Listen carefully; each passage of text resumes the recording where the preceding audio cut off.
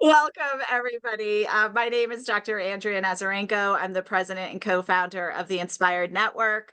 Dr. Alyssa, whose last name I can't pronounce, she's like Oprah, needs none, is our director of communications and local level change. And Susie Olson-Corrigan is shooting on the CHD bus at this time right now. So she's unable to join, but sends her regards because she was really excited about this. This particular topic is a special, holds a special place in her heart. And so I'm glad we're recording because at least she could listen in.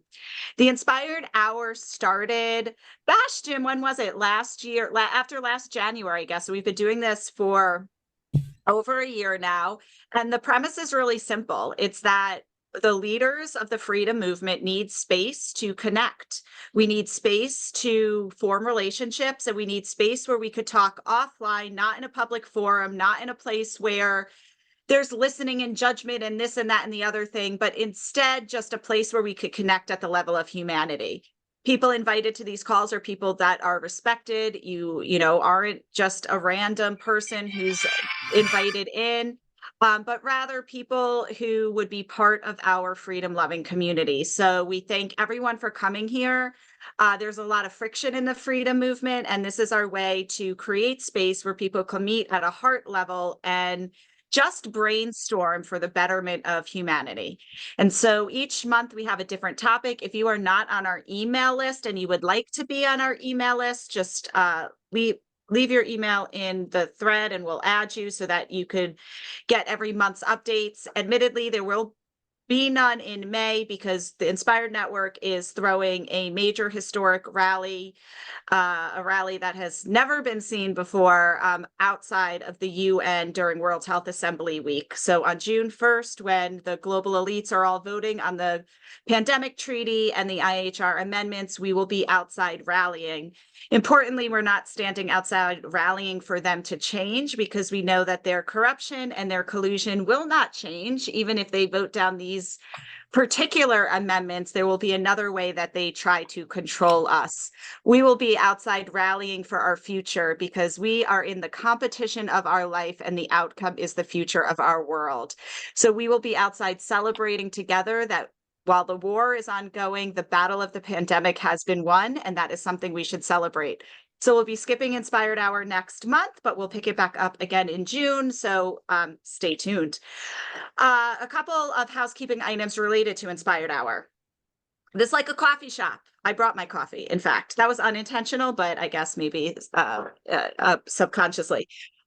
You could hang around for an hour, you walk inside, you see some friends, you get caught up in this amazing conversation and you talk. Or you could be running out the door because your kids are on the go and you have to go here and you have to go there. It is not considered rude to leave early. It is not considered rude to join late. We are all friends. We understand we have busy lives and this is a come as you are meeting. So if you have to get up, walk around, this is not a professional meeting. We are a group of friends forming community. Take the pressure off of having to be on. We're going to chatter until we run out of chatter, I guess. And that's that. Does anybody have any updates or big news that they want to share for about a minute? And then we will turn it over to Jim. I can give everybody an update. This is Pat Miletich. We are launching the Crimes Against Humanity tour, and that's going to be launching June 15th in St. Louis.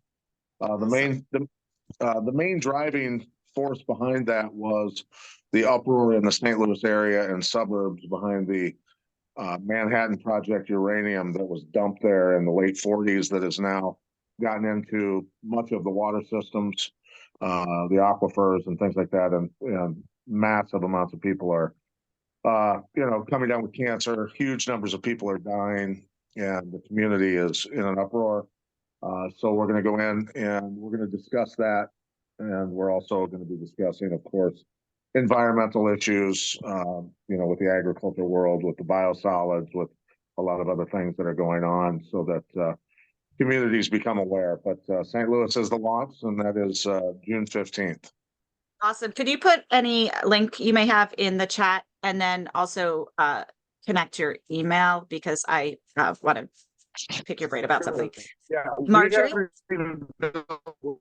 We haven't even built a website for it yet, Okay. but I'll give you my email. Well, let me know when you do send it our way, because I'm really interested in that. One thing I forgot about housekeeping. These conversations become very dynamic often, so always keep your chat open, because a lot of times there's a side conversation going on in the chat. Marjorie? Hey, Andrea. Yeah, I just wanted to let everybody know we have this Wartime Homefront Essential Skills series coming up, and really super stoked at the response we've been getting. I think that right now we're up to 8,900 registrants for this, and this teaches basic skills. I think everybody here is very clear that we are at war, and backyard food production is just going to be a critical component to winning this thing. And that's basically what these classes teach: food preservation, growing food, backyard food production, foraging, building soil, of course, and a host of other topics. So anybody wants to promote that, let me know. Just reach out to me I'll put my contact details in the chat. But yeah, we're moving forward on the home front. Awesome. That's really exciting. Thank you. All right, Jim, ready to take it away? I sure am. Well, first of all, hello, everybody. It's such a pleasure to be chatting with all these incredible people. And our mission is very simple. We need to overcome this incredible situation. We need to become centered and present and full of faith and courage. And we need to stand together.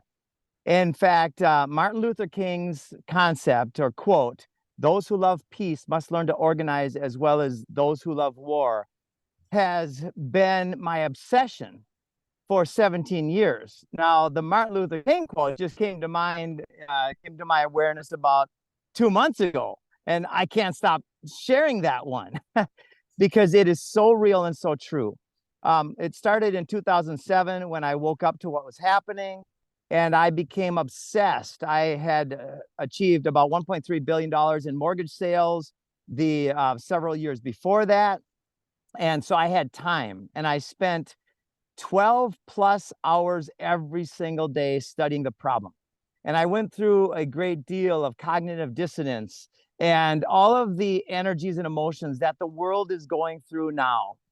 And I became so obsessed with the question, because I had 2 daughters at the time. Now I have 4 daughters.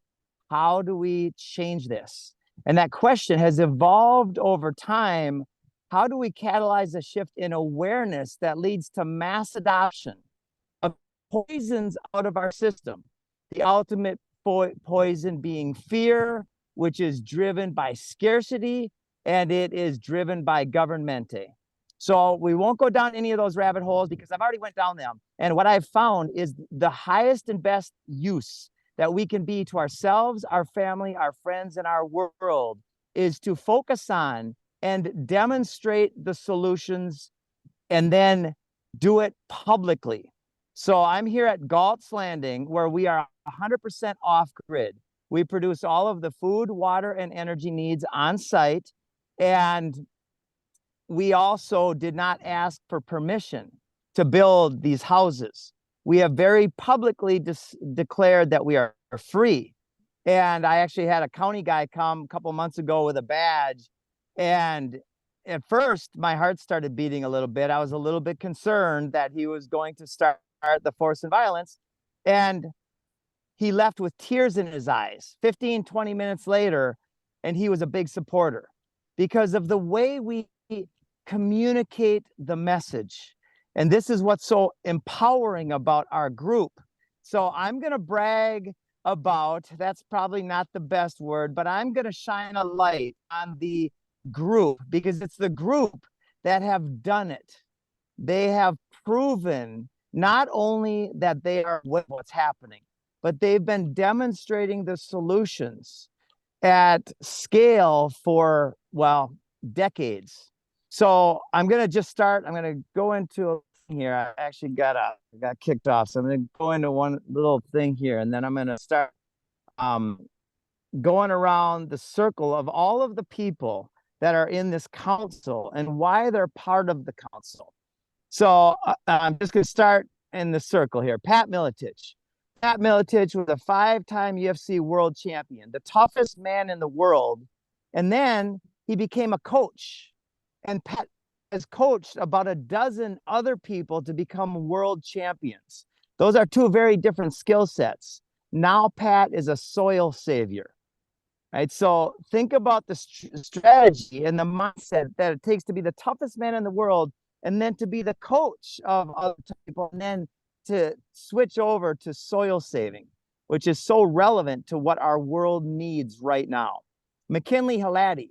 McKinley wrote a document called New Energy World 10 years ago, in which he described how we create the infrastructure to build a new system. And that's another thing. The Buckminster Fuller quote is very much in my consciousness at all times. How do we design and build a new system that makes the current system obsolete? Well, that's what we're all here to do. So McKinley in New Energy World, they use 3D printed steel frame construction as one of their construction methods, but they're not attached. Whatever's the best way to build, that's what we're going to use. And our mission is to recycle and repurpose the military industrial complex. Marjory Wildcraft, she created the GROW Network, and she has been for decades one of the leading women in the preparedness movement. And she brings an incredible amount of resources and wisdom to the team. And then we have Charles A. Thompson. He's an energy expert. In fact, I was just chatting with Charles by email a couple of days ago, and he met with one of the world's leading suppliers of home goods. I won't name the names unless Charles does later and says it's okay. But he knows energy like very few people in the world, and is one of the leaders in the off-grid or the solar energy movement. And then Kevin Fretz. Kevin has been in this fight for decades. I first heard him on Mike Adams. And Kevin has created a scalable soil building system. And by the way, all of these folks can speak way better to their missions than I can. I just want to shine a light on it from the kind of a high level, and then we'll ask them to get into the details for a few minutes each. So Kevin's system, and I think Kevin has either 8 or 18 soil rejuvenating systems just here in Florida called Patriot Greens. And why is this important? Because soil is the key to life. It's the foundation of most of the food we eat and life on this earth. And then John Baxter. John and his team just won the Healing Technology of the Year award through Bloomberg. And John is also a beekeeper. And in a relatively short amount of time, John is now the #1 honey producer in the state of Florida. And this is especially relevant because he has created a scalable model in both wellness and in beekeeping that can scale globally in a relatively short amount of time. Theo Fleury. Theo led his team to the Olympic gold medal and then led another team to the Stanley Cup championship. Theo is a trauma expert, and he blew my mind when he, with such clarity, stated that all of the world's problems are rooted in trauma, which is so relevant right now. We are traumatized by all of the pain and suffering around our world right now. And how do we get through that trauma is a very important question. And then Doc Will Spencer. Doc and Pat Miletich came to Galt's Landing about a month ago now. And Doc Will has spent decades after being injured in the agricultural industry, like many people in our world today, through the poisons, the use of poisons. And he started asking questions, how do we solve this problem? So he has spent decades putting together formulas and ways that are scalable to bring what I call fertility juice to the masses. With over 1,000 living organisms using biodynamics and all of the things he's learned, his system now can literally eat heavy metals. So when he sprays his living life system, his fertility juice on the heavy metals that are infused in our soil and our air and our water, it actually eats those up and it poops out bioavailable fatty acids. The importance of this compost tea cannot be overstated, literally turning some of the world's biggest problems into solutions. And Rowdy Meyer, also known as Tag, I met him at the Next Steps event, and Tag blew my mind because he has succeeded where I have failed. And that is, as a land developer, he is one of the most successful land developers in the United States in a relatively short amount of time. He's already got 1,200 acres, and his HOA document, which doesn't even need to be signed, is "Don't be a dick," which I absolutely love. And I wish I would have had that HOA document instead of the 33 pages that I had in my developments back in the day. That doesn't work, right? The legal system is the undoing of natural law, or the undoing of God's law. Now, the other thing about Tag, which is so epic, he was one of the world, a leading financier, and he had one person above him, and he declared he would never be in that position again. And Tag on stage told the company that he would not force them to do anything with their bodies that they didn't want to do. And he was removed from his position. And so he brings with him the ability to understand business at a great level, with over 13 deals that he's already done, 300 million to over $1 billion. And he has taken on the role of the treasurer of our council. And it's amazing what's all coming together. Lisa Mollison. So Lisa is one of the most amazing women, and she understands the permaculture ethics and principles like nobody I've ever met. Her husband, Bill Mollison, who passed about 5-6 years ago now, is known as the father of permaculture. And she described the permaculture ethics to us in an email not too long ago, about a week and a half ago. The ethics of permaculture are so fundamentally simple: earth care, people care, and reinvesting our surplus to earth care and people care. Right? And I'm going to say that again because it's so much fun. The 3 principles of permaculture, or the ethics, are caring for people, caring for our land, and then reinvesting our excess to care for people and our land, which, by the way, is the most selfish thing that we could ever do. All of these people out there with a lot of extra money, these people that are in a competition to stack billions of dollars in assets, in equity, they are not yet of the awareness that the best thing that they could do with their surplus is to build a community of life around them. And that's what we're here to do.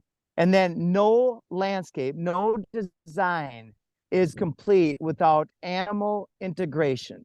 So here comes Joel Salatin, who has spent a lifetime on the farm and helping people to see that animals are an integral part of the system. His TED Talk absolutely destroyed the cow fart climate change narrative. So when we collaborate, we can take the 890 million acres of farmland that has been laden with poisons and chemicals and monocultures in a radically unsustainable way. And with 10% of that farmland, we can feed the Americas, my friends. When we design using the permaculture ethics and principles and all of the other tools and services and products that this Earth Council and our advisors bring together, organize and strategize, including inviting the current infrastructure systems to participate. When we come together with the GSA model that Dr. Andrea and Maureen and other people have come up with, and we create a global simultaneous action, inviting the influencers and the infrastructure pieces to do what's best for them and what's best for our world, it's going to happen in a flash, my friends. So that's the end of my rant. And now I would love to invite the Earth Council members to share from their perspectives how they feel we can change the world.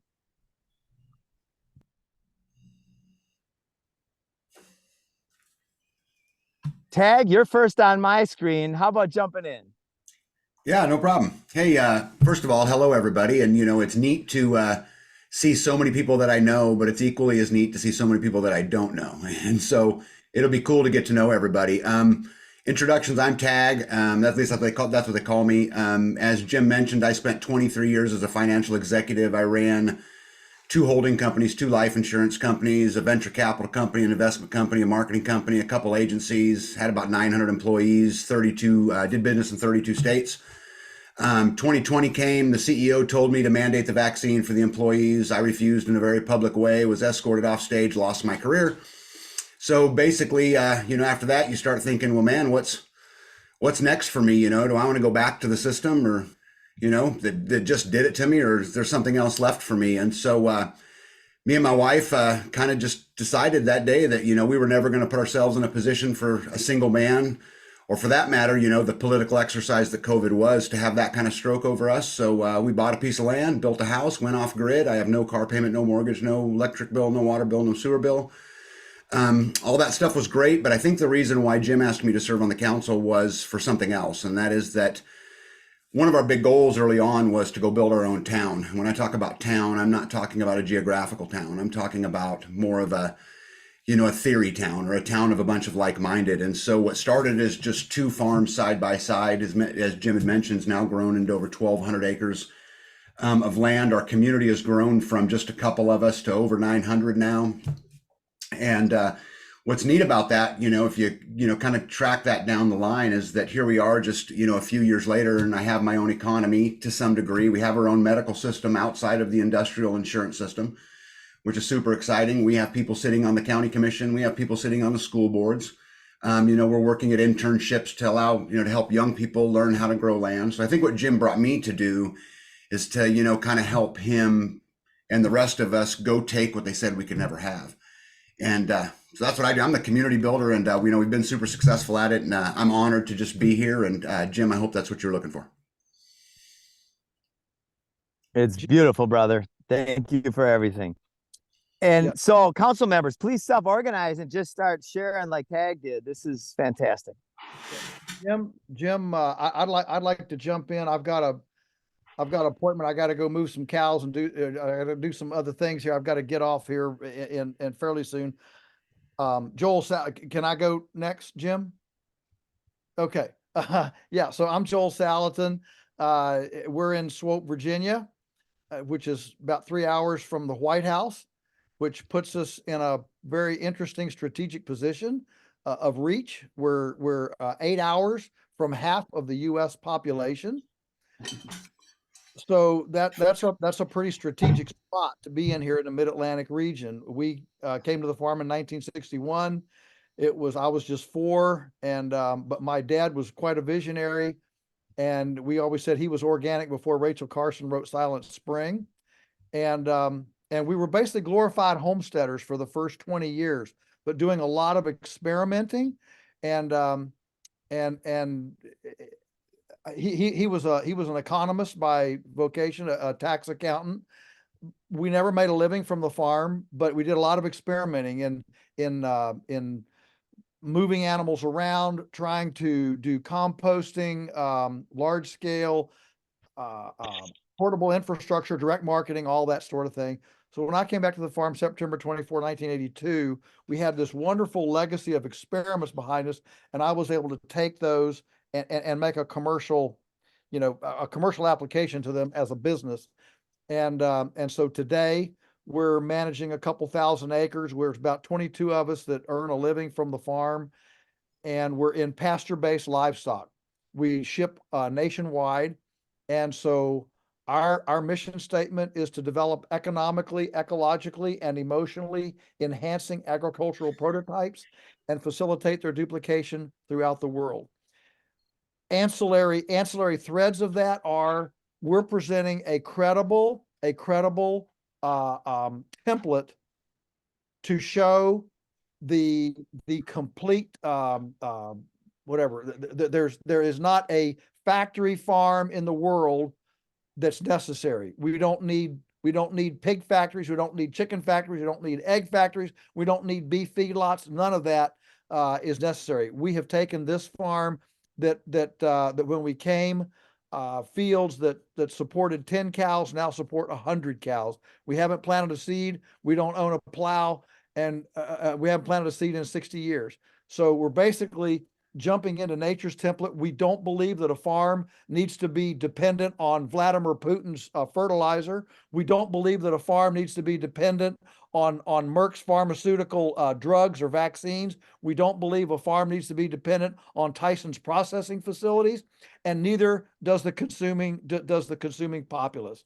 And so we direct market everything, and have a team here to develop develop the land and make it far more productive. We've gone from 1% organic matter to over 8% organic matter, and haven't bought a bag of chemical fertilizer in 61 years. So it works. We've proven that it works, and we are ready to see this adopted as normal. I just did an interview today for a media newspaper outlet, and I told him, I'll conclude with this, I told him, the blessing is that, yes, people like you are interested in us now. The tragedy is that we're uncommon. We should be common. This should be normative. This should be what everybody's doing. And we can't wait to leverage the strength and the inspiration of the Earth Council to move that needle forward. Thank you so much for Jim, for inviting me on. Thank you for just bringing this Cinderella out of the ashes, clothing me for the ball, and I'm ready to dance with all of you. Thank you for the opportunity. Wow. Can Beautiful, I buddy. can I put my 10 cents worth in? I'm Dr. Elaine Ingham, and I have developed a way of looking at the soil called the soil food web approach. And we know what all the types of microorganisms, bacteria and fungi and protozoa, nematodes, microarthropods, earthworms, incatraids, all of those things in the soil are what makes the plant be healthy. The plant in turn gives foods back to those organisms to maintain what they've gotten going. And we just have to understand how to make certain that we manage those balances of the bacteria and fungi. And when we do manage to do that, we have the understanding, then we don't have diseases, we don't have pests, we don't have problems with not enough nutrition. So we won't need to convert the whole entire world. And people, most of the time when they see what we're doing, they want to do that because it's not toxic material that you're trying to put on everything, and it kills the very organisms that you have to have for your plants to survive and take care. So we've just for the last 4 years, we've been running a school up in Oregon, Corvallis, Oregon, and where I used to be a professor of ecology, soil soil microorganism ecology, and I'd like to, we can go into a lot of crazy things that happen when you go up against the big pharmas, but that's what happened, and I walked away from the university and started the Soil Food Web. We've just gotten a large contingent of people really interested in us, wanting to work with us. And so for the last 4 years, we've been training people. We now have 4,000 consultants around the world that, excuse me, that are showing other people in every place you could think about it. Well, maybe not the Antarctic or the Arctic zones, but you never know. We've got to be dealing with climate change. So maybe what we call the North Pole now will end up being Argentina sometime in the not too distant future. So, and the only way to be able to deal with that kind of change is to know what the biology in the soil is doing. That's what's really important, to get that nutrient cycling, to get production of ways to hold water in the soil. It's human beings don't have to do that work. We can settle back and just make sure that we're not dealing with unusual weather and unusual problems. So I'd love to invite all of you to come to Oregon. We also have all of our lectures are virtual, so you can watch in the safety of your own home or bedroom or wherever it is you like to ease yourself back and watch information about what we've been doing and how well it works. We increase yields typically by at least 20 to 50%. We typically get increases in yields by 300%. And just the last couple of years, with our knowledge getting ever more secure and really understanding what we're doing, we are consistently getting increases in yields of 3,000%. We can feed the world. No doubt about it. We're in the process of doing it. So I love it when, people who are related, we're all doing very similar things, but we want to tell you what's going on down at microscopic level every single day of the year to know when something's not functioning quite right. What happened that things just aren't working. You didn't see the herd of rats or mice or something else zoom through the middle of your field in the middle of the night, and you don't realize that you've got an just a too high a load of nitrogen from the pee as all of those animals came through. You just don't realize that if you are looking for the changes. You don't see them sometimes, but pull a sample, look at what's going on in the microorganisms, nutrient cycling, and we can say, oh, that's probably what happened, but the solution to that is this, and it means you'll have higher yields if you handle it appropriately. So love to exchange information between quite a few of the people in the circle here because it just all fits together so well. Thank you, Dr. Ingham. Awesome. Thank you. Dr. Ingham, my wife is in the background saying, I've got to get to know her. We've got to follow her lead. We're in the process of setting ourselves up here for the complete freedom. Maybe not as quick as beautiful as what Jim did, but we're underway. Charles Thompson, the freedom educator. Jim, you started out with that quote, and that's what we built our company on. You never change things by fighting the existing reality. To change something, build a new model that makes the old model obsolete. That's what we've set out to do. We're not fighting big pharma or big harmer. I love big harmer. We're fighting the monopolized utility grids to help people have energy independence from the archaic that we have today. That's another way we're going to change the world. That's one of my favorite quotes, by the way. Yeah.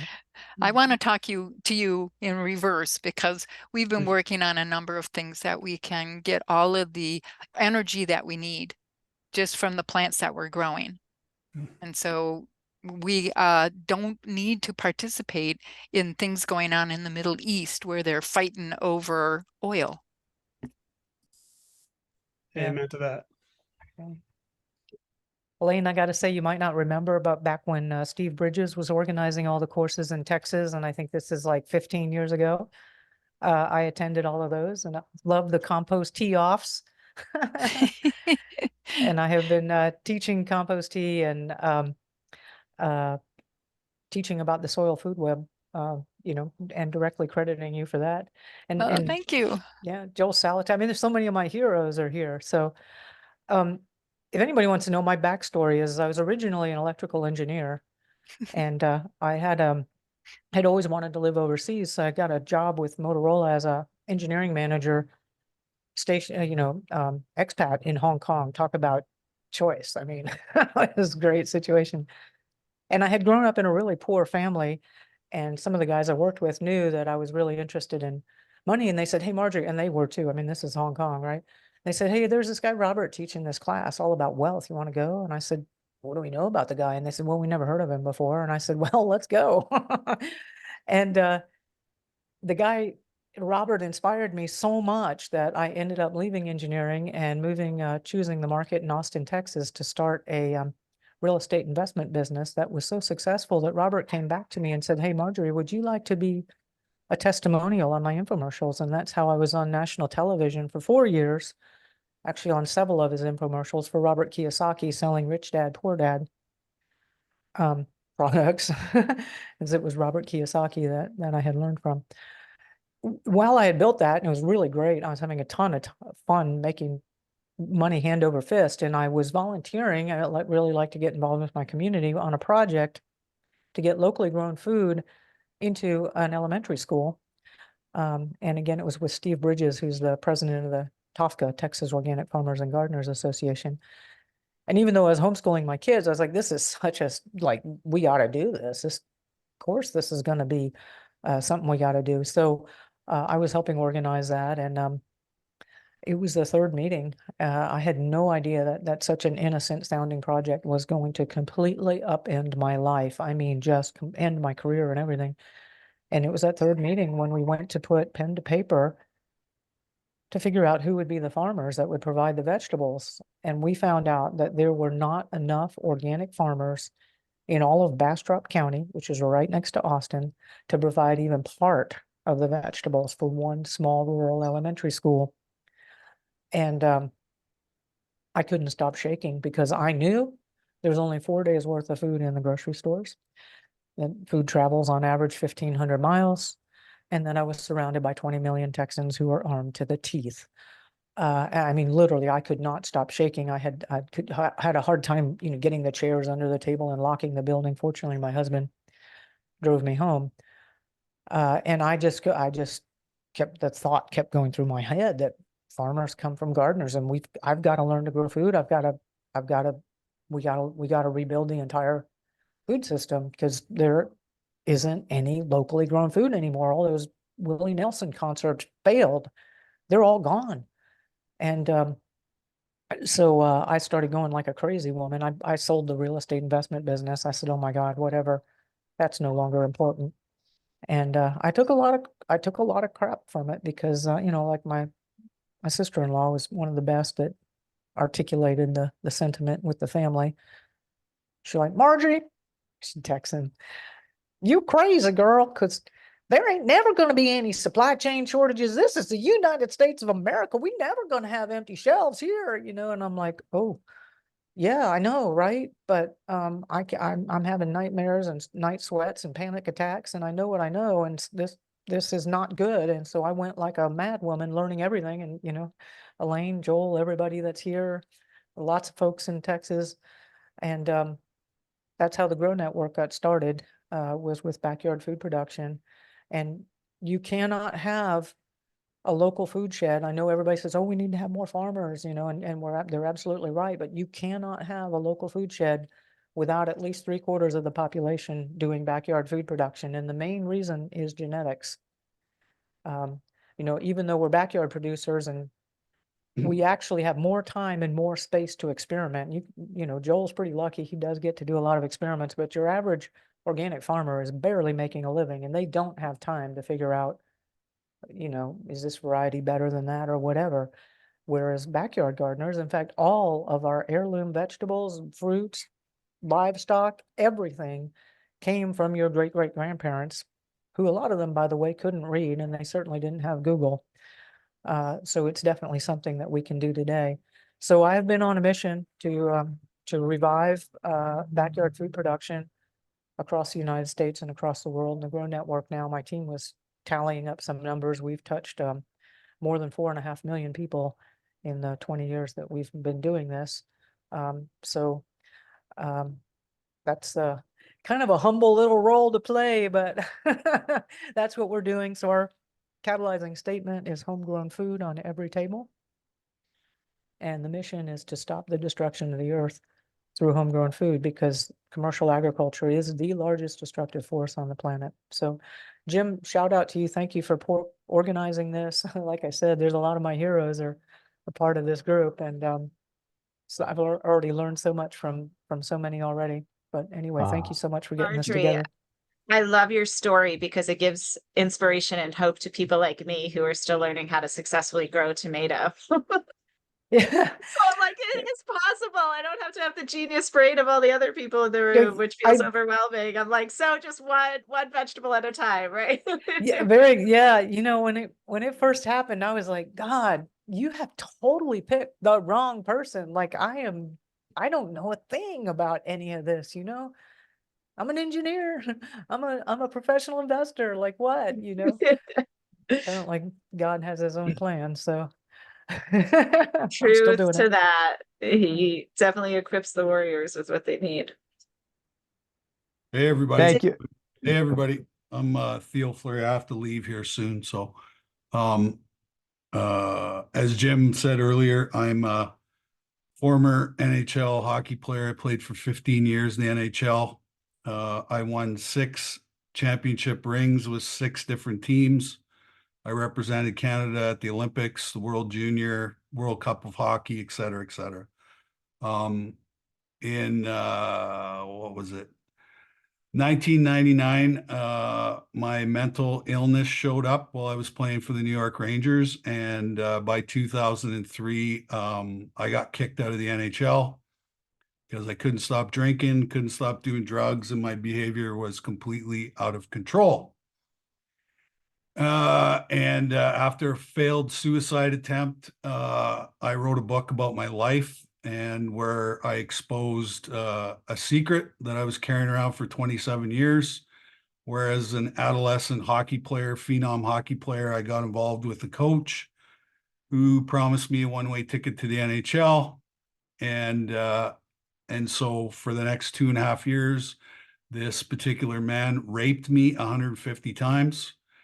And what I was left with was a lot of shame, a lot of guilt, a lot of anger, a lot of resentment. And I used alcohol and drugs as a coping mechanism to suppress all that emotional pain and scars that were left behind from that experience. And then in 2009, I wrote a book where I exposed this secret. And what happened was the absolute most incredible thing of my life because I basically got run over by people, and every speaking engagement, every workshop I was doing, walking down the street, random people were coming up to me and saying, "Hey man, I read your book. You told my story. Me too. Hey, I saw your documentary. You told my story. Me too." So, in the last almost 20 years, I've had over 1 million people either directly or indirectly say those 2 words to me. And subsequently, I became the poster boy for sexual abuse, which was not my intention at all. And then I met this incredible lady, and we wrote a second book called Conversations with a Rattlesnake. And what I discovered was that trauma is at the core of every single issue we have in society. Starts with childhood trauma or some kind of unresolved trauma. And what that trauma does, it leaves us in emotional pain and suffering. And what is emotional pain and suffering? Mental illness. And how do we deal with the pain and scars that are left behind? Well, we gravitate towards the dark side of life and get involved in addictive behavior as a coping mechanism to suppress the emotional pain and scars that are left behind from whatever our experience is. And so I've made it my life mission to alleviate pain and suffering on the planet because I believe it's unnecessary. And when we tell our story in a controlled, compassionate, empathetic environment, that is the catalyst that starts our healing journey down the road and down the path that we need to go down. And I've done every kind of therapy known to mankind. And what I realized is that the cheapest, most effective kind of therapy on the planet is a little thing called group therapy. And in a group environment, you can get to the core of people's issues because you use vulnerability, which is storytelling. And when you do that, it creates safety. And then when you have safety, that's when the magic of healing happens, is when people feel safe. And so I've done over 900 speeches on the subject of trauma, mental health, and addiction, and how they are all connected. And let's face it, the real pandemic on the planet is not COVID-19. The real pandemic is mental illness and addiction. But what we fail to acknowledge is that trauma brings us into the mental health space and into the addiction space. So if you want to heal the mental illness and you want to heal the addiction, you got to heal the trauma first. So I've been on some of the greatest teams ever assembled in the history of hockey. And I believe that this group is the greatest team ever assembled in the history of humanity to solve every single issue and problem. And I am honored and excited to work with each and every one of you. And thank you for listening. Thank you, Theo. That's a beautiful, beautiful story. And I give you so many accolades and gratitude for sharing it. I do know you have to go soon. I'm going to follow up with you with email because I want to talk to you a bit about what we're doing in Geneva, because your message is exactly what we're trying to do, is heal the collective trauma of the world at a global scale. And I'd love to talk to you a bit about that. Awesome. I put my email in the chat. So Awesome. We'll be in touch. Thank you. I'll put my phone number too, and you can just Awesome. call. Yeah, I'll text you after this, and Okay. let's find time this week to connect, because Okay. you have a very powerful story. Thank you. And I don't know how Jim found me, but he did. So I'm grateful that he did. Oh my God. Thank you, Matthew, Britt, and thank you, Theo. Epic. Jim, anyone else on the Earth Council that wants to share? If not, we could Sure. open the conversation. Yeah, Go ahead. I can jump in. Yeah, I actually grew up working on oil rigs. A lot of the people here have heard my story, but I'd love to restate the mission, which has always been community. And up in Alberta there, as Theo has heard me say, Calgary was the town where I saw the cup being won back when I was in in elementary school. Yeah, there it is. But many cold nights and months up in northern Alberta, which gave me the chance to take some risks and start some businesses. And I started building on Vancouver Island, where I grew up, on a beautiful salt spring island. We've seen a lot of the old hockey players became developers, and I believe Theo's part of this team to help build these new world communities that are going to be the most healthiest on the planet, which is the way we should all be living, which was what I was working on, what we were working on. Even back when I was on an oil rig, one of my old roughnecks reminded me, he came down to Galt's Landing there not long ago and said, "Holy, you've done it." And I'm like, "What are you talking about?" He's like, "You were talking about this 10 years ago." And so, I think we've all had an amazing journey and mission, but I have heard a lot of Adam Good is one of my partners here he's on listening in. And I was honored to learn about the history with Robert Plar, which was one of the speakers that came to our event on 11/11. He was a pioneer in sustainable development, built the world's first wind-powered roller coaster in the 70s, reinvested all of what they sold the park for into building a truly off-grid home with hydrogen power in Taos, New Mexico. You may have heard of World's Nest. It was all wastewater, rainwater recycling. Spent millions and millions, had millions of orders once he was on a radio show, couldn't really fulfill, and it wasn't really cost effective for homes to be in the high millions to be able to deliver. But we discovered this steel printing technology.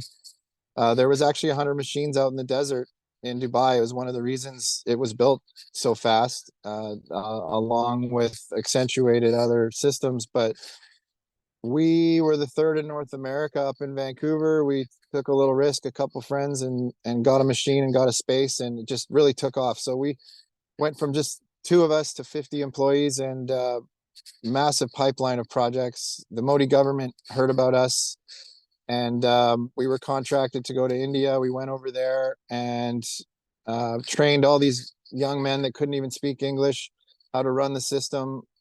We were supposed to go back. We were kind of deciding what to do back in Canada there in 2020. I spoke at a green conference in LA. All the fires, they wanted us down there. We gratefully sold the company and we're going to go back to India. Had a huge contract there, but of course the whole world shut down. And as always, it could be looked at as a crazy negative, but I think, as we all know, this time has woken people up more than ever. I couldn't believe all my own friends and family were just brainwashed. Canada was pretty strong on the indoctrination. I was asked to cross the border because all these machines were delivered to a bunch of new individuals across America, and they couldn't commission them. The machines come from New Zealand, so they were locked down too. So little old me drove up to the border unvaccinated and not expecting to even be let in. But I was born in Alaska, so I was actually let in. I crossed the border as the only one in all of the whole. It was a crazy scene in my Jeep driving across the Vancouver border, and then started getting sent to all these locations across America. Huge contracts in our hands, but nothing was as purposeful or even close to getting the call about Galt's Landing and Jim's mission to build what we've always envisioned, the off-grid communities. And then I learned about the food, the importance of food. I never really got it till seeing what I've heard here again, the grocery stores, the supply chain breakdown, and what would happen like in Texas when everything froze. And but what we add to the mix, which I think is very powerful, people have also asked, well, how do you monetize? You can't pay people with bananas. Well, it's a lot more than that. It's the life of actually being able to live if there's a problem is pretty major. But what we can offer is a recycled steel building system, and we have a modular factory in Georgia coming online in about 4 months. So we now offer the built-in grocery store, the built-in living system that we actually have made a small version of at Galt's Landing, which is totally demonstratable for everyone.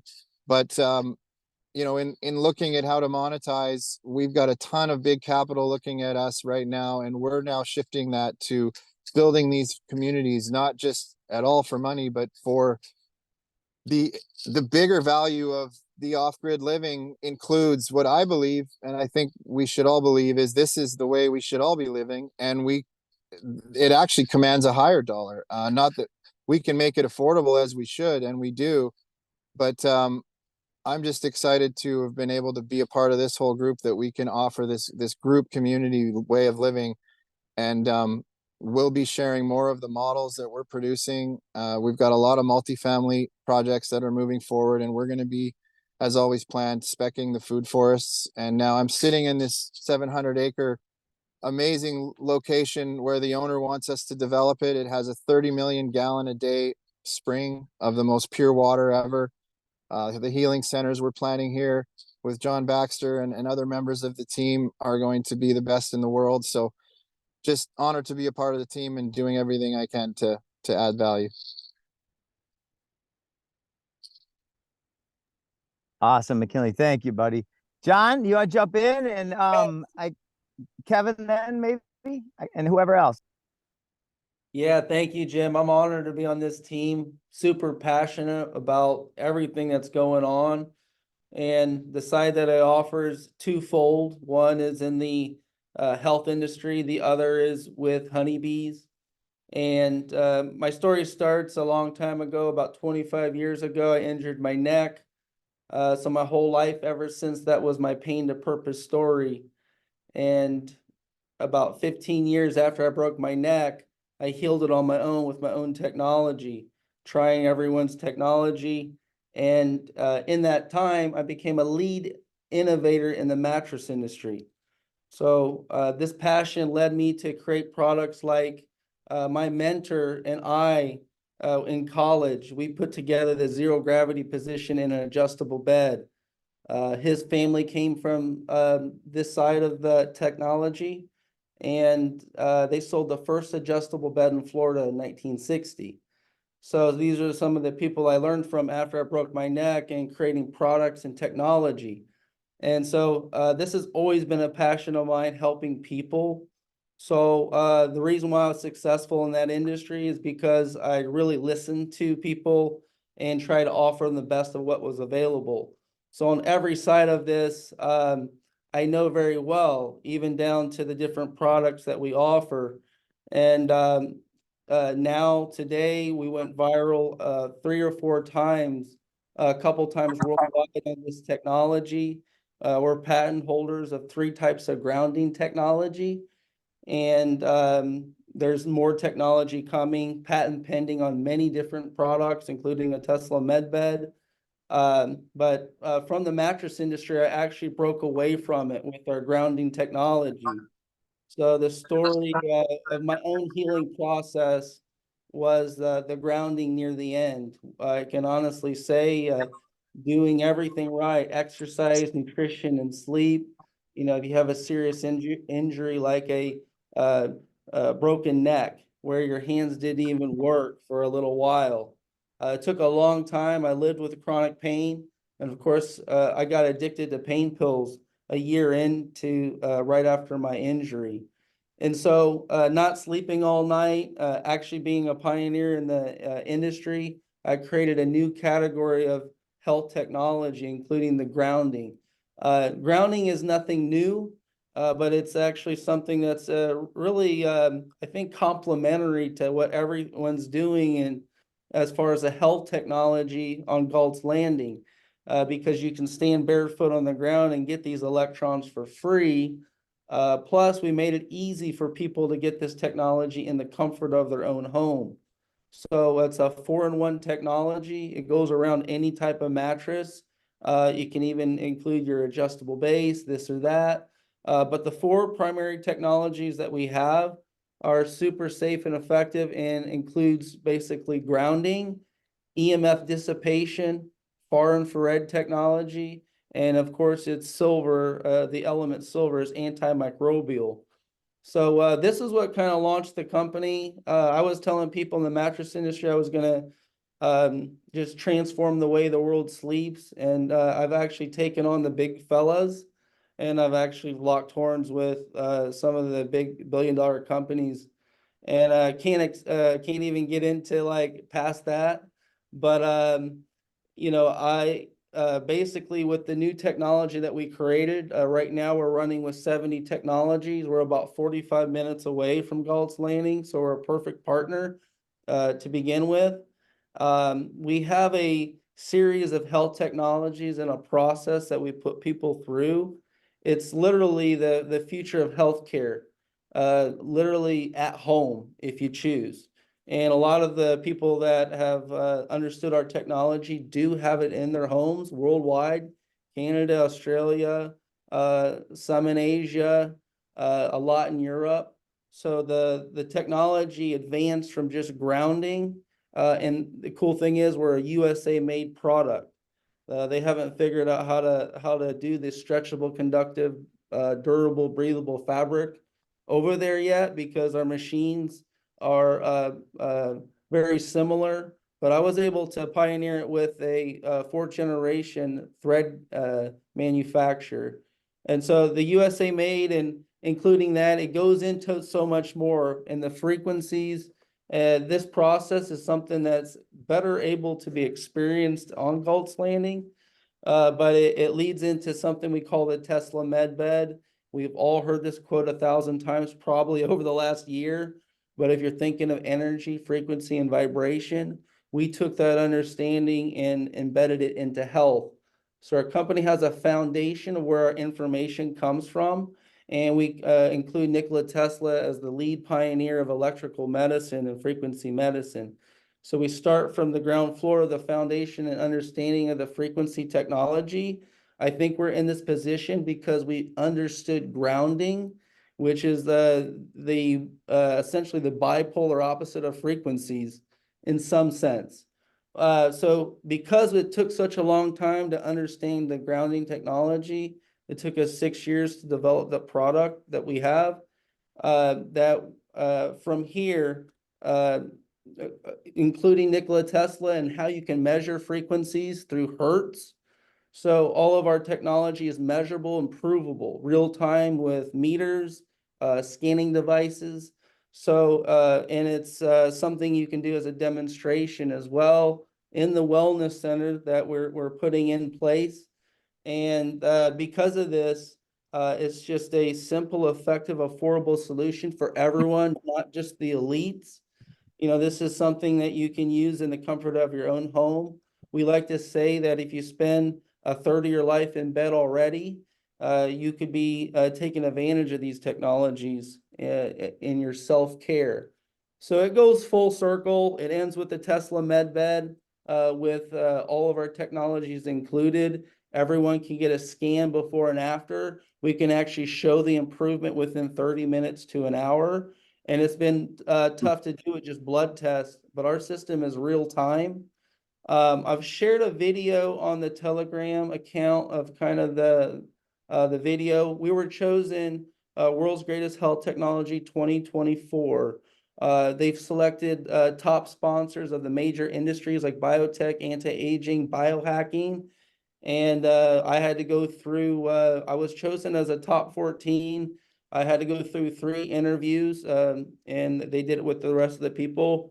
And they said that we were shoe-in winner, likely because we have so many technologies and we piece together so much of it that we have a system and a future of healthcare that could easily include AI, which we've already adapted to some of our technology.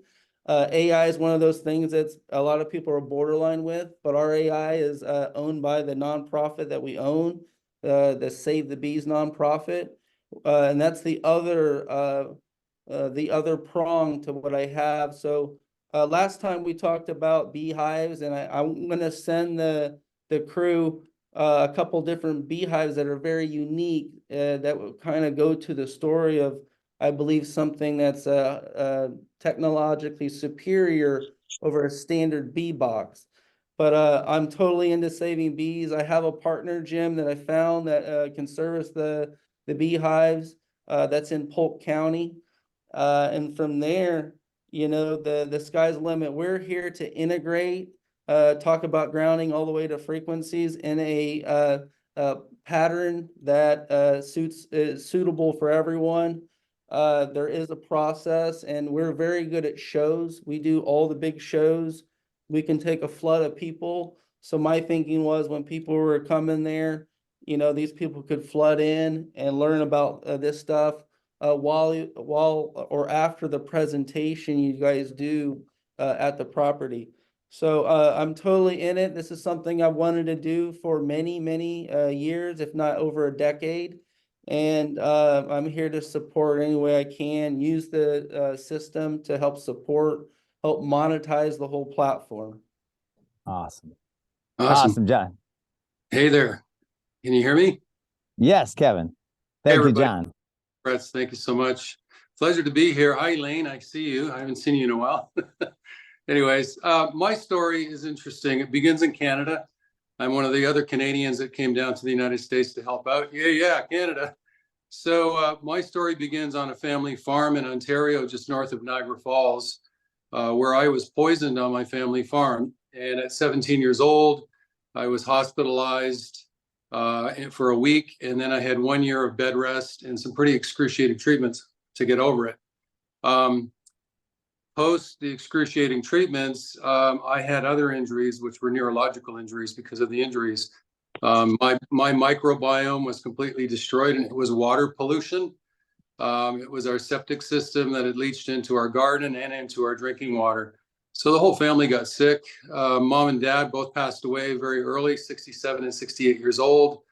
My sister came down with Bell palsy. My younger brother went to Sick Children's Hospital covered with blisters. Mom lost her hearing before she died. So it was a really bad thing. And so at 17 years old, an environmentalist was born when that happened to me, because my college and everything I wanted to do in my life just completely vanished. I wanted to be a police officer, or I wanted to go into the military. I was a fantastic athlete. I was a ski instructor. You know, had a lot of things going for me, and it took me down to a point where I couldn't even get myself off my bed. And I thought, you know, this is ridiculous. I'm 17 years old, God. I'm not ready to die yet. And they wanted to perform a colostomy on me at 17 years old. And I said, I don't think so. I don't think that's going to go over very well on dates. Okay, so no, thank you. So I went into sales because when I had my neurological disorders, I had ADD times 10, and I couldn't read or write very well because of it. And so I went into sales because I could still talk. And in 1991, I decided I wanted to do something with a career that would address pollution problems. So I followed up on an ad in British Columbia, and I applied for a job with Browning Ferris Industries, or BFI Waste Systems back then, because I thought, well, if waste is pollution, I want to get to the root of the problem. I'm going to go work for a big corporation and find out what do they do with waste. So I was accepted to be in the systems division in Vancouver.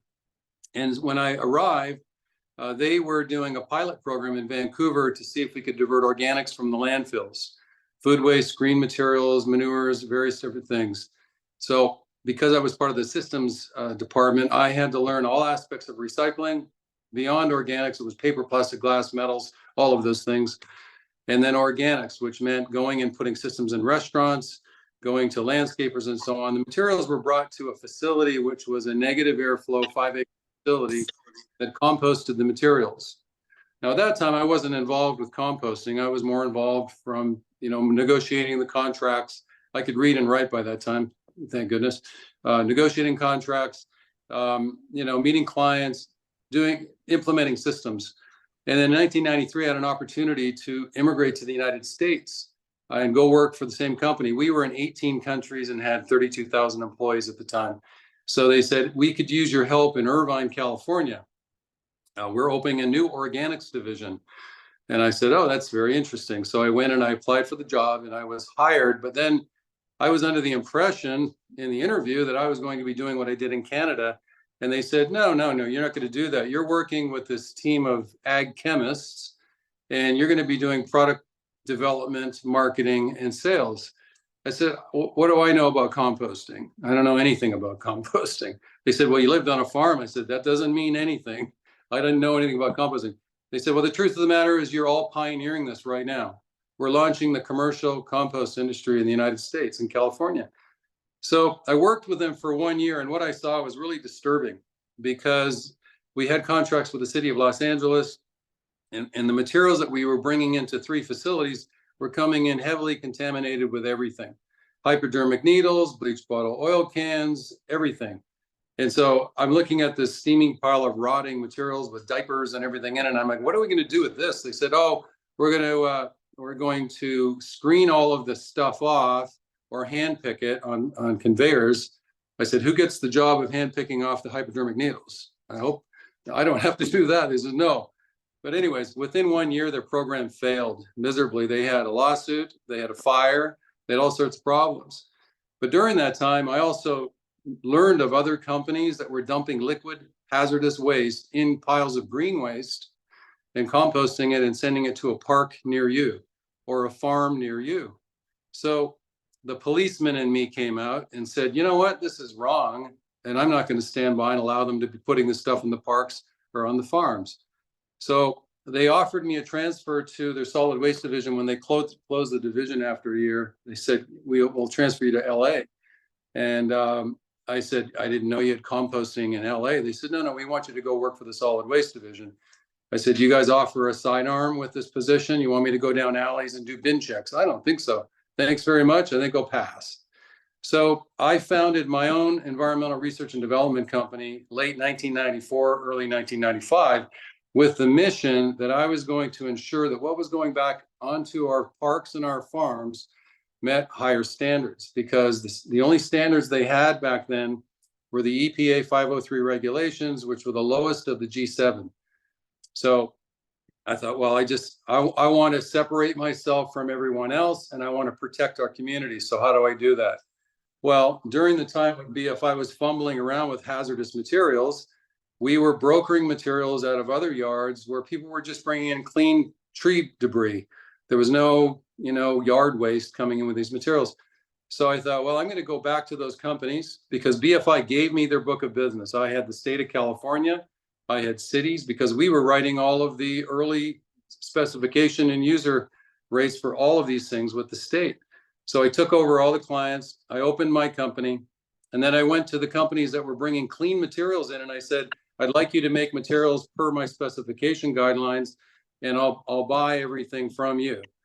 So then I created a brand, and I went out and I started educating the cities, the architects, the good, bad, and ugly of waste and what's coming to a neighborhood near you, and the liabilities associated with dumping hazardous materials in parks.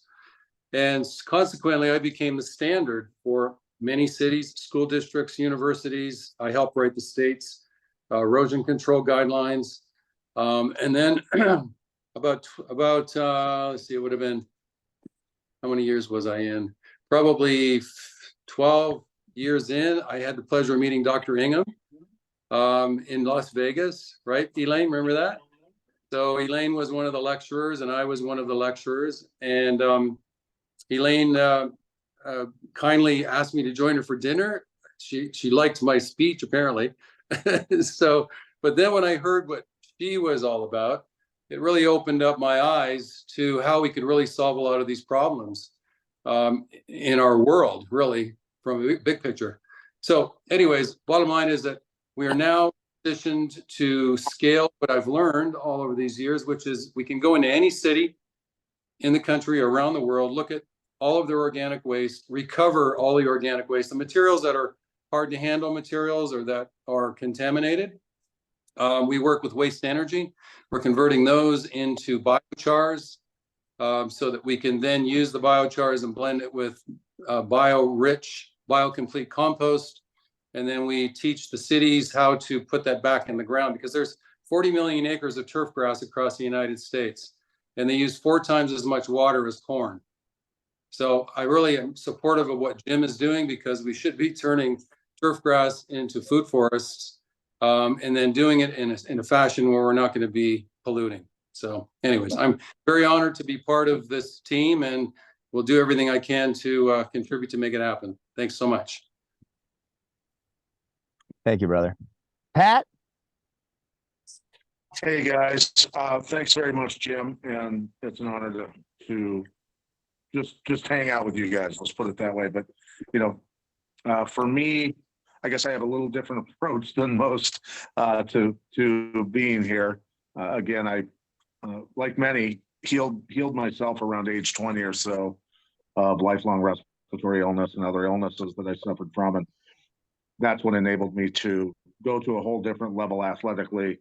Win a world title and held that for about 4 years in the UFC, and then trained a lot of UFC champions with the same components that I used to heal myself. I took healthy, great athletes and made them world champions by taking them to a whole different level of being able to, train at insane levels, morning and evening, and then come back the next day and not be sore at all the next day. And that's how we built superhumans. And I did that for 2.5 decades, I guess, basically, and perfected that system. It was kind of like a conveyor belt of building monsters. And during that time, I had a lot of fighters, great athletes come from around the world who would go to our grocery store, and they would all come back and say, "You guys are being poisoned." And of course, this is late '90s, early 2000s, and I knew, that it was severe, but the way the foreign athletes spoke about it made it very apparent that we were being poisoned deliberately. And so, which led me to the soil, and I had been paying attention to the soil for quite a long time. My family, both sides of my family from Southern Iowa, a lot of them had Parkinson's and the onset of a lot of neurological and respiratory issues in the 70s, the Green Revolution that everybody's aware of. And that's when all of that stuff started down in the Albia, Iowa area. And so I've been aware for a long time, and also hosted a podcast for over a decade where we talk geopolitical and domestic policy and a lot of other things, which gave me a different viewpoint, I guess, than just coming from human health and soil, things like that, where I started to understand because of my, I don't know, 25 years of training law enforcement and military and very high level special operators and groups of those guys, East Coast SEAL teams, that, you know, I started to really have deep conversations of what was coming, and could intuitively tell that, you know, all of this with COVID and everything that was coming. I wrote a book. I never published it because I thought everybody would assume I was insane, which I partially am, obviously, being a professional fighter. But that book was called Operation Green Tip, and it used banking history, tier one operators, and time travel to go back and alter, you know, the financial history or the financial future of the United States. And in that book, I wrote about, you know, that citizens had to be injected with nanotech to be able to pay their bills, to be able to be paid by work, you know, all of these things that we're dealing with. So I was very aware of what was coming for quite a long time. And about 18 months out from the start of COVID was when I realized it was going to hit in the spring of 2020. And I started to alert people a little bit more, a lot of friends, of course, my family at the time, my wife. And I didn't get the reception that I expected, I can tell you. Basically, a lot of abandonment. And that was very bothersome for me because it's the people that I cared about the most, you know, and I'm sure that's happened to many of you as well. And so that was a bit bothersome, to say the least. And then had a character assassination campaign run on me where lost my broadcasting job, and also my supplement company at the same time. The FDA went after my supplement company.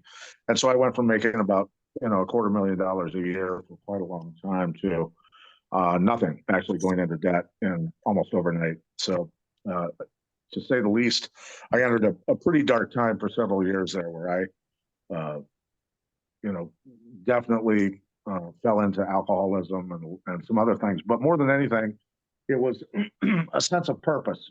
And my children are what pulled me out of that, to be honest with you. My love for my children, my love for wanting to make a better world for them. And so, you know, I try to explain things in components of helping people understand the asymmetrical warfare, the biological, the chemical, the financial, the psychological, the spiritual, and the soil is where it all starts. That's where the war has been waged for many decades. We all know that. And putting the life back in the soil, converting the toxins and the heavy metals back into those nutrients that are needed, the carbon bonded nutrients that heal plants and everything else on this planet, is how we transform the water, the rain, the air, and heal America. And that's really, you know, my goal. And so the gift I guess I was given was to be able to speak to a lot of very intelligent people like yourselves and be able to dumb it down to where even a guy that got punched in the head can understand it. And that seems to help the masses understand things a little bit better.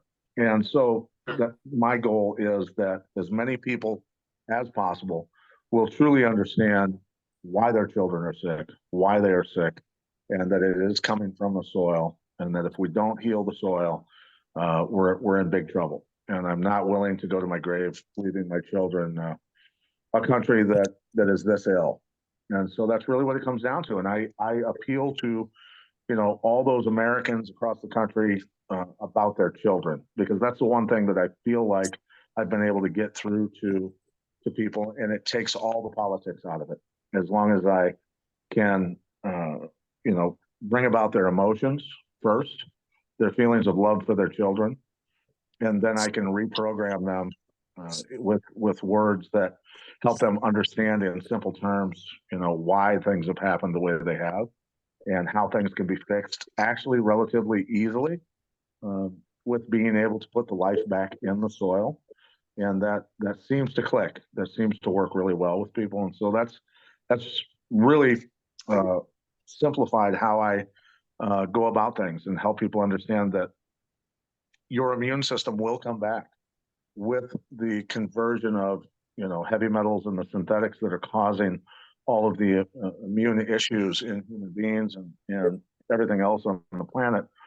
That when we give plants and animals and humans the proper forms of colloidal minerals, the right levels, and the microbiome as well, from soil to human, that everything will come back. And we've been able to do that for a lot of farmers.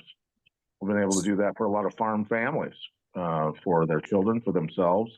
And some of the biggest ag people that I deal with are starting to switch over because their families were healed first.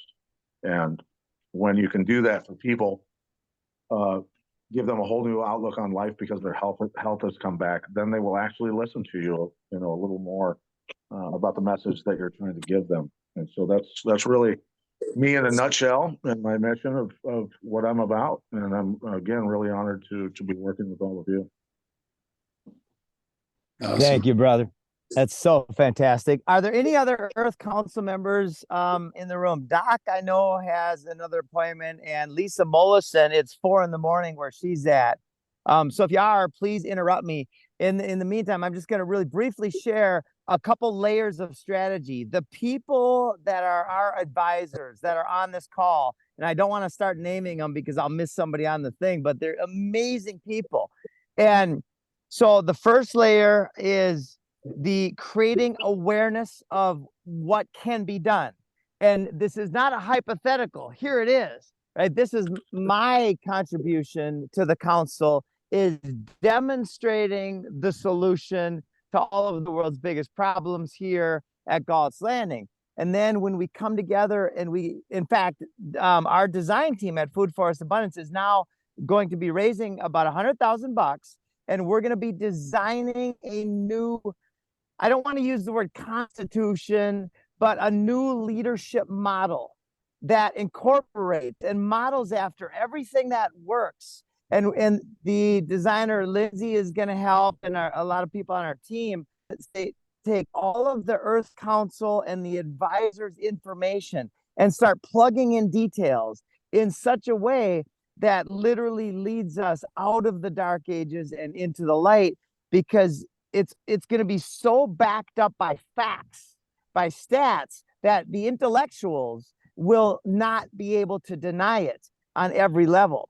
So this is just the start, my friends. This is the seed that is being planted and nourished.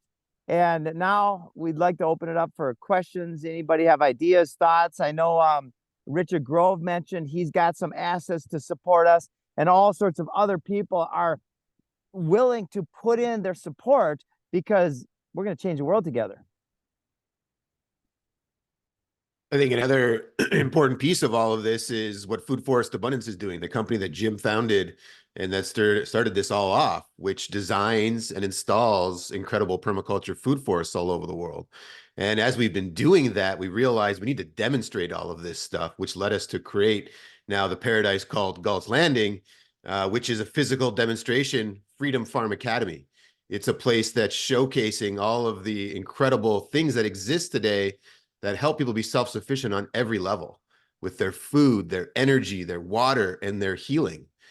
And that organization, Food Forest Abundance, which I am proudly a part of, has really led to the creation of the Earth Council and this incredible movement, which is literally on a mission to inspire the mass adoption of self-sufficiency in every capacity. And we're not just talking about it, we're showcasing it. And these Freedom Farm Academies are the places that people can come and see this and experience it and live it, see the things in action, which changes the image in their head. It shows them that this is possible. And it gives them now the confidence to implement it into their own life, right? Because right now, the majority of people, when they think of self-sufficiency or they think of growing food, they see off-grid in a cabin in the woods with nothing, or they see an annual backyard garden or a monoculture farm. That's just the current images, the reference that they have. So this Freedom Farm Academy and the model that is there makes this so real that they now say, it's possible, I'm possible, I'm going to adopt some of this in some capacity into my own life. So it's, I think, very important that we acknowledge what Food Forest Abundance has done and is up to, and it's an integral piece of this whole Earth Council and the movement in general to transform the future for everybody, create a world of abundance. I look forward to being a demonstration in Central Virginia, my friend. It's coming soon. Yeah, and TAG will be one in Kansas. Yeah, I think, Matthew, to your point, I met Jim at the Next Step convention. I was speaking on exiting the technocratic state, and he came in and was talking about food and that kind of stuff. And the next thing you know, he asked me to come speak at Galt's Landing, which I did. And when I was walking through the food forest, it totally inspired me. And, I got back and pretty much told Jim to take my money. And now we're in development. So that's how that worked. I'm going to call on Michael Masenchuk to just share some of what he's got going on too, because I think it's another incredibly valuable piece of this whole puzzle. Michael is the founder of an organization called Unitree, and it's taking blockchain and agroforestry to a whole other level. So I'll let Michael jump in here. Hey, Matt. Cool. Thank you. Hi, everyone. It's pretty cool to hear everyone's background and inspiring work that everyone's doing. Yeah, I'm trained as like an enterprise software developer, but I'm also quite interested in I guess the issues kind of going on in the world. And I've been the last couple of years quite interested in like alternative currencies and stuff, because I feel that I guess the pivotal issue or basically the core thing is running this whole society, and the problems kind of going on is basically to do with the financial system and how the financial system operates. And when I got into cryptocurrencies, it made me understand that money can operate in like 1,000 different ways. And then I was just questioning, okay, what is it all based on? And then what came to me is what it's all based on is how money is created determines what we work towards as a species. So basically, I realized when money was gold and our whole society worked towards mining gold, when money is debt, our whole society works towards paying with debt. And when money is something like Bitcoin, then our whole society works towards mining computer puzzles, pretty much. And then I just questioned, okay, what's this all based on? I mean, what's of real value that we could be working towards? And what came to me is anything of real value is our environment. Then I just said, well, why shouldn't we be printing the money through getting us to work towards restoring our environment? And that's where the concept of Unitree came from, short for unity through trees or tree units. And I've done permaculture courses and agroforestry courses and stuff. So the whole idea with Unitree is instead of storing your money in a bank and losing it to inflation, want to store it in a forest bank. There's actually a system that's based on nature. And forests are self-sustaining systems, and we can produce most of the resources we need from a forest, like food, medicine, building materials, or biofuels. So I'm here at Galt's Landing right now looking we're basically busy looking to do some pilot projects at the moment. And we're basically looking at setting up like a regenerative economy that allows everyone to contribute and earn tokens. And the tokens are backed by these regenerative projects, whether somebody's got land, whether they got money, whether they can help plant the food forests. Because all money it's an accounting system of value that people contribute. And if we want to, I guess, from my perspective, go in a new direction, then we need a new financial system that allows us to facilitate people contributing towards these new regenerative projects. That's kind of like what we're doing in a nutshell. I'll post in the group a link to our website if anybody's interested in checking it out some more or wants to reach out. Or if anybody's got some questions now, I'm just trying to keep it short.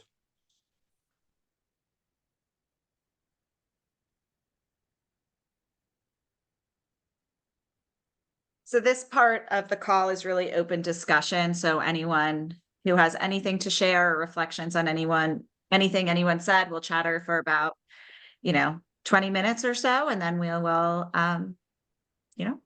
will part our ways. But I guess I'll kick it off. You are all incredibly inspiring. I absolutely love these calls because they just remind me of how many incredible people there are on Earth. And we don't have to believe the main narrative that we have to rely on our governmental systems, because all it takes is connecting people to realize that the answers are in front of us. And as soon as we can figure out how to coordinate and act in a unified way, we will be way more powerful than any unelected global officials or domestic officials could tell us. So thank you all for coming on and sharing all that you're doing, because it's really mind-blowing. That's a really cute dog you have in the back of your car over there, St. John. Important Dr. things in Wolf. life. Well, I have to get going. I hope to make friends with everybody in the group, but not today. Later. Thank you, Elaine. Thank you. Dr. Darrell Wolf, you should jump in and say hello. Hi, everybody. How you doing? I'm Dr. Darrell Wolf. I'm in Canada right now, but I live in Ixtapa, Mexico. I've been in the business. Can you hand me those 2 books? Yeah. I've been in the business for almost 45 years. Let me see here. I been teaching what's called the whole life coach certification from medical doctors to practitioners to lay people, and it's all about the emotional, the nutritional, the physical. It's a 9-day intensive course.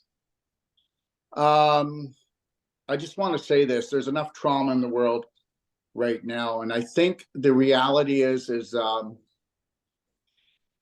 you can't give what you're not. And I think we've got to focus on what the pathway of the heart. You know, if we could teach everybody to take the path of the heart, we'd actually be feeding the spirit. I come from a different premise, everyone. Okay, we don't no longer say sorry. We no longer look for forgiveness because we no longer judge each other. The reality is we have to focus on what we want, not what we don't want. And we can't focus on what's happened. We have to focus on the present moment. I also teach a technique called Wolf Non-Surgical. We give a money-back guarantee on all our treatments, all our consultations, all our trainings, and all our certifications. They're all backed by money-back guarantees. I believe we have to go back to Hippocrates, that you have to guarantee your work. And that's what I do. And I leave it an open field. And if I didn't do that, because my work is very powerful, I'd be destroyed today. So when we're talking about attacks, let me see. Year and a half ago, I was accused by Marketplace and the Canadian government of killing 3 people, ripping people off for money. I'm one of their main targets in Canada, even though I'm in Ixtapa, Mexico. 2 years ago, I opened up a big healing retreat. I'd have about 100 to 200 people there. I've reduced it and I call it 5-star now, because I just bring in small groups and families, because it's important. We got to stop treating. We got to start training. That's the most important thing. I just spent $200,000 and created, supposedly I'm told, it's going to be the world's most powerful and biggest health app. It's called Braveheart Nation. Jim is going to be starting a show on there called Seeds of Abundance. And that'll be a weekly show. The app will be released on August the 8th. I will be bringing on some of the biggest people in the world. My app can hold 120 shows. Honestly, I'm not doing this for the money, guys. I'm not doing it for the money. This I created, and it's called the Ultimate. It's called the Perfect Day Ultimate Lifestyle Guide. And anybody can download this anywhere in the world. It's a 550-page manual, and it's 45 years of my work. And the whole thing is a layperson can read it. An 8-year-old can understand my work. Okay, if an 8-year-old can't understand your work, then you're full of shit, and you're just looking to have people look up to you. I try to come across. I don't want to be anybody's hero. I don't want to be anybody's leader.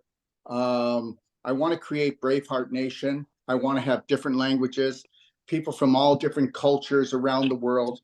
I want people to come on there and have a show, and then I want them to actually create a beginner's masterclass of what they do, And then I want a more deeper masterclass, and then they can actually sell that on Braveheart Nation platform.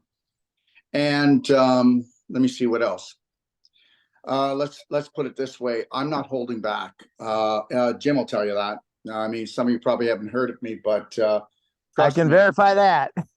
yeah, I'm not holding back with anything. No. I'm in Canada right Thanks, now. brother. Yeah, I'm in Canada right now, and I've only been here for a few days, and I was told that Marketplace has now tripled their budget. 67% of it comes from the government. They're coming at me again. So that's their deal, and it's okay. I got to tell you something. It's all about the heart. If you make a decision from the heart, you tell the truth. But I'm going to tell you something, everyone. We have to focus on, okay, what we want, not what we don't want. Okay. The reality is this: people want peace, but that means you're at war. So we don't want that. We want alignment. That's all I can say. We want alignment. And people just don't get it yet. And they just want us at war. They want us at war with ourselves. They want us at war with each other. They need us to pick a side. I will never pick a side. And I'm only going to go inside. And then I'm going to welcome everybody into Braveheart Nation platform. They can hate me. They can love me. They don't have to like me. That's how we win. This is how we win. And I don't know what to say, but you can't give what you're not. So we have to teach people that it's okay to love yourself. Let yourself off the hook. We got to get rid of sinner syndrome. We got to get rid of the whole guilt complex thing. And we got to stop telling a story that is a drama trauma story. We tell it once, and then the next time we tell a story about what we want and nothing else. And if we can do that, because the subconscious is 90% of the brain, we've all been programmed to go to war with ourselves and each other. And I think we have to wake up to that. Absolutely. And I think that is true beyond just ourselves, but that's true for our collective movement. And so that's really a lot, you know, we get asked a lot why we're rallying in Geneva the last day of World Health Assembly Week. And the reason is because we're not going there to change their vote. Would we like to change their vote? Sure. But that's not our purpose of the rally. The purpose of the rally is to say, this is the day that we're changing the trajectory of the world. And in fact, we need to stop giving our energy and attention to that which we do not want anymore and start giving our energy and attention to that which we do want.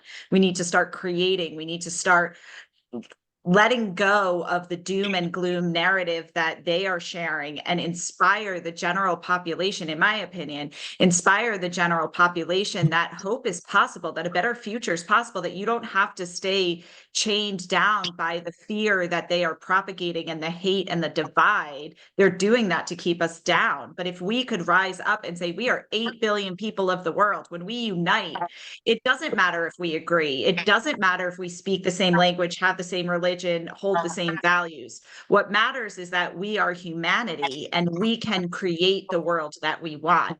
When we do that, they lose power.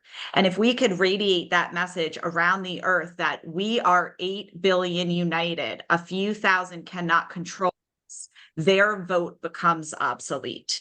And so really is this coming together at the level of humanity, not the level of agreement. Differences are what makes the world grow. Their whole narrative that you shouldn't talk about religion and politics at dinner is the foundation of all of this. Like, we forgot how to talk.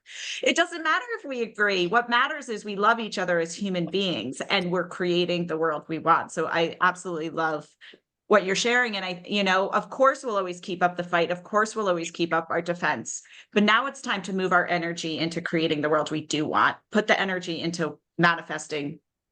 Yes, not long as our focal point is not to fight. Our focal point is actually unconditional love. Without that, and if I can say something, everyone, right now I'm building it out. I had a Disney producer come and we're building out a 35 by 50 foot studio. Those of you who cannot afford to do video or set up a studio or anything like that, you can come to Extapa Zihuatanego. We will help you. If you have master classes you want to shoot, commercials you want to shoot, anything you want to shoot, this is why I built it. I didn't build it for me. I built it for everyone else. And if you would ever like to come on and you think you have a message that you would like to come on and share that's true and authentic, that will help the world and you want to give to the world. And if you want to come on and sell a masterclass or do something, you can do it on my Braveheart Nation platform. And I mean that. Thank you so much. This is why I built it. You know what? The reality is we should always be saying every day, what can we do for each other? But then what can we do for those left behind? Because the rich help the rich, the middle class help the middle class, and the poor don't know where to go. And we are Thank you so designing much for that in first. And just one real quick thing, and then I got to jump off too. The Earth Council's mission is to create a design and create a future for our grandkids and beyond. How? By taking our surplus and putting it into food forests at schools and prisons and in ghettos. When we do those three things with our surplus, we lift all the boats and everybody wins. Love you guys. Absolutely, Jim. Thank you so much for joining, everybody. It was an inspired hour. And we look forward, Jim, I'll forward you the recording and you could distribute it out. And thank you everyone for joining. We will see you next in June, and the topic will be determined. So thank you so much, and we'll talk to you all soon. Thank you, Have a blessed everyone. day.